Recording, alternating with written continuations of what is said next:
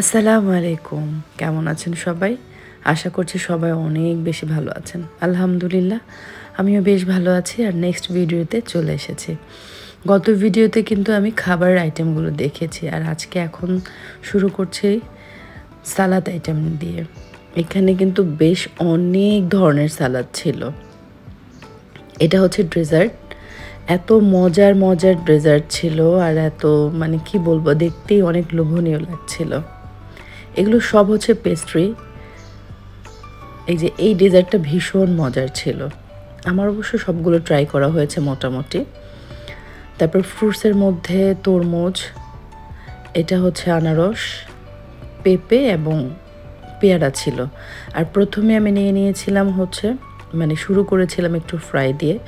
এগুলো ভেজিটেবল পাকোড়া ছিল, চিকেন পুলি ছিল, আর এখানে ব্রেড ছিল, কেক ছিল। আসলে ওগুলো আমার খেতে খুব একটা ইচ্ছে করেনি। তো আমার কাছে মনে হলো যেহেতু আমার ছেলে ফুলকপির পাকোড়াটা পছন্দ করে, সেই জন্য ওটাই প্রথমে নিয়েছিলাম। আর ওই দিনের প্রত্যেকটা খাবারই আমাদের কাছে ভীষণ ভালো লেগেছিল। আর এই স্যুপটা দেখতেই বুঝতে পারছেন যে স্যুপটা কিন্তু ভীষণ মজার। দেখেই বলে না যে খাবার খাওয়ার আগে দেখারটা যে সৌন্দর্য, দেখতে কেমন লাগে। স্যুপটা ভীষণ মজার ছিল।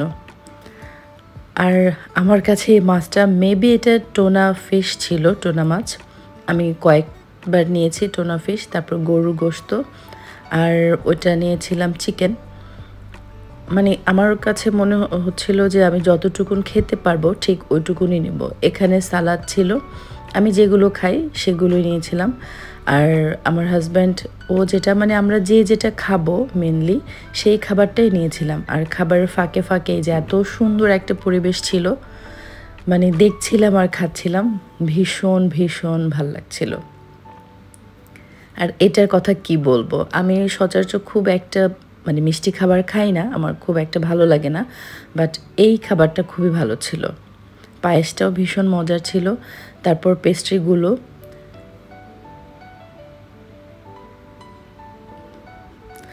আমি কি বলবো, আমার কাছে অনেক ভালো লাগছিল খাবারগুলো। এটাও ভীষণ মজার ছিল, কারণ নিচে একটু ক্রিস্পি আর উপরে ক্রিমটা এত মিষ্টিটা খুবই কম ছিল। আর এটা হচ্ছে ওদের লবি, এটা হচ্ছে বেকারি আইটেমটা যেখানে এটা। আর এটা কিন্তু ওদের রিসেপশন। আর এই সাইডটাতে হচ্ছে বেকারি আইটেম, যত ধরনের খাবার আছে সেই জায়গাটা। আর যেহেতু ওই দিন ক্রিসমাস ছিল, ওই দিন না, এর আগে ক্রিসমাসের সময় থাকার কারণে কিন্তু অনেক সুন্দরভাবে ডেকোরেশন করা ছিল। এইটা তো গত ভিডিওতে কিন্তু দেখেছিলেন দিনের বেলাতে এটা, আর এখন হচ্ছে রাতের ভিউটা। যদি কারো বাজেট নিয়ে কোনো ইস্যু না থাকে, সেক্ষেত্রে আমি সবাইকে রিকমেন্ড করব বা সবাইকে অনুরোধ করব অবশ্যই একবারের জন্য হলেও গ্র্যান্ড সুলতানে যেতে পারেন আপনার পরিবার নিয়ে। খুবই সুন্দর একটা সময় কাটানোর মতো জায়গা। আর একদিন কিভাবে যে চলে যাবে, আপনি পুরো দেখা গেছে যে গ্র্যান্ড সুলতানে আপনি সুইমিং পুল থেকে শুরু করে প্রত্যেকটা এরিয়াতে ঘুরে আপনি একদিনে শেষ করতে পারবেন না। এই দিনটা হচ্ছে আমরা যেদিন প্রথম দিন গিয়েছিলাম রাতের বেলা, তো পরের দিন সকালে তো আমরা ব্রেকফাস্ট করেছিলাম। তারপরে অল্প কিছু সময়ের মতো আমরা ঘুরেছিলাম। তো আমরা এই যে রাতের বেলা ঘুরছিলাম সুইমিংয়ের সামনে, এত লাইটিং ছিল, আমি তো একটু ভয় ভয় পাচ্ছিলাম যে এত গাছপালা রাতের বেলা কেমন লাগবে এখানে ঘুরতে। বাট বিশ্বাস করেন আমার একদমই খারাপ লাগেনি বা ভয়ও লাগেনি। এই যে ওরা কিন্তু সুইমিং পুল পরিষ্কার করছে প্রতিনিয়ত, ওরা খুবই ক্লিন করে রাখে, খুবই। আর এই যে শীতের যে কুয়াশাগুলো দেখতেও ভীষণ ভালো লাগছিল। আমি জানি না ভিডিওতে কতটুকু আমি বোঝাতে পেরেছি আপনাদেরকে, বাট সরাসরি দেখতে দারুণ লাগছিল, খুবই সুন্দর। আর এত সুন্দর গুছানো ছিল লাইটিং তো। আর আমি আর আমার ছেলে তখন প্রায় সবগুলোই খালি ছিল, তখন আমরা একটু দুলছিলাম।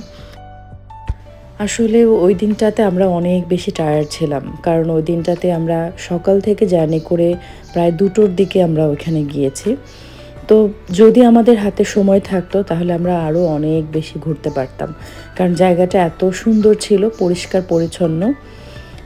আশা রাখছি ইনশাল্লাহ আবার আমরা নেক্সট টাইম যাবো। আর দেখা হবে নেক্সট ভিডিওতে।